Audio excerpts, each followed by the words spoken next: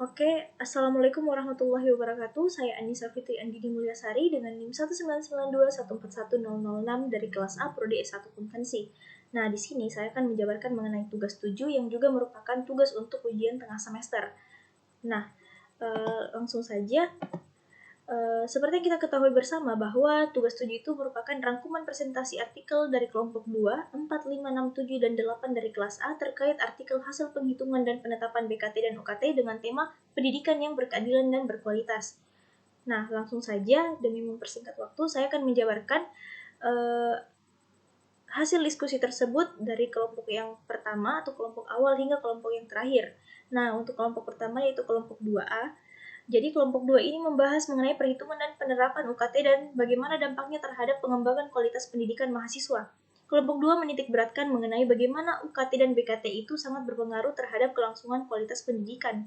Kelompok 2 juga membahas mengenai beberapa poin-poin kebijakan baru yang ditetapkan oleh Kementerian Pendidikan pada tahun 2020, di mana kesimpulan dari poin-poin tersebut yaitu untuk meringankan beban teman-teman mahasiswa jika memiliki kendala seperti kendala finansial atau kendala keuangan, ataupun yang lain.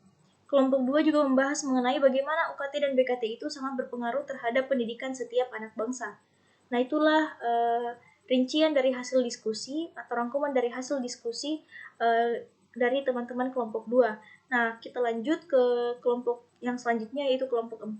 Nah, kelompok 4 ini membahas mengenai kebijakan dalam penyusunan BKT dan UKT yang ada pada Perkemendikbud nomor 25 tahun 2020 secara rinci, di mana menurut penyaji dari kelompok 4, ada 4 poin-poin kebijakan yang telah dikeluarkan oleh Kemendikbud untuk membantu meringankan beban dari teman-teman mahasiswa yang mungkin sedang mengalami penurunan ekonomi pada masa pandemi seperti saat ini. Nah, keempat hal tersebut diantaranya yaitu UKT dapat disesuaikan untuk mahasiswa yang keluarganya mengalami penurunan ekonomi atau terkendala finansial. Yang kedua, mahasiswa tidak wajib membayar UKT jika sedang mengambil cuti kuliah atau tidak mengambil SKS sama sekali. Yang ketiga, mahasiswa hanya membayar 50% UKT jika mengambil di bawah kurang dari 6 SKS. Nah, yang keempat, pemimpin perguruan tinggi dapat memberikan keringanan UKT dan memberlakukan UKT baru terhadap mahasiswa itu sendiri. Nah, itulah rangkuman dari hal-hal yang dijelaskan oleh teman-teman dari kelompok 4. Nah, selanjutnya kita berpindah ke kelompok 5. Nah, kelompok 5 dengan tema pentingnya perhitungan dan penerapan BKT dan UKT untuk pendidikan yang berkeadilan dan bermutu. Sebenarnya, pembahasan yang dibahas pada materi ini tidak jauh-jauh dari beberapa judul yang telah dibahas sebelumnya. Namun, kelompok 5 ini membahas secara lebih rinci mengenai aturan perundang-undangannya atau hukum yang berkaitan dengan materi yang telah mereka sampaikan. Kelompok 5 juga menunjukkan bagaimana cara menghitung UKT dan BKT yang tepat.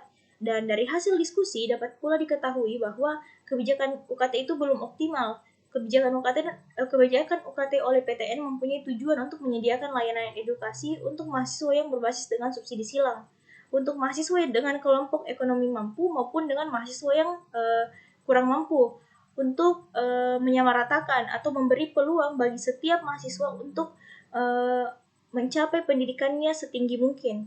Jadi itulah kesimpulan dari pembahasan dari kelompok 5. Nah, kita berpindah ke kelompok selanjutnya yaitu kelompok 6. Nah, dari hasil diskusi dari kelompok 6, kita dapat mengetahui bahwa perhitungan BKT itu berdasarkan dari nilai konstanta SSBUPT dari masing-masing program studi mahasiswa itu sendiri. Nah, selain itu tergantung juga dari indeks perguruan tinggi, indeks mutu akreditor, program studi serta akreditasi institusi, serta indeks kemahalan wilayah dan juga indeks pengelolaan keuangan.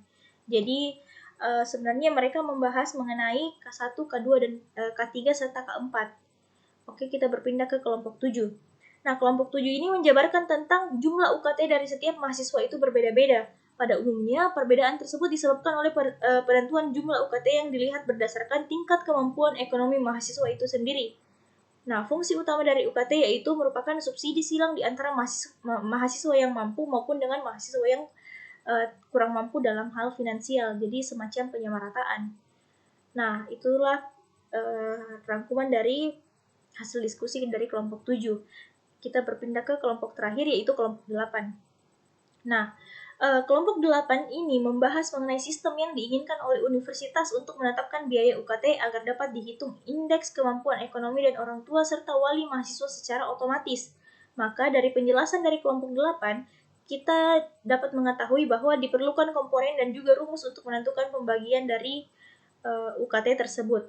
Nah, itulah hasil diskusi dari teman-teman dari kelas A, mulai dari kelompok 2 hingga kelompok 8. Jadi, mungkin cukup sekian penjelasan dari saya.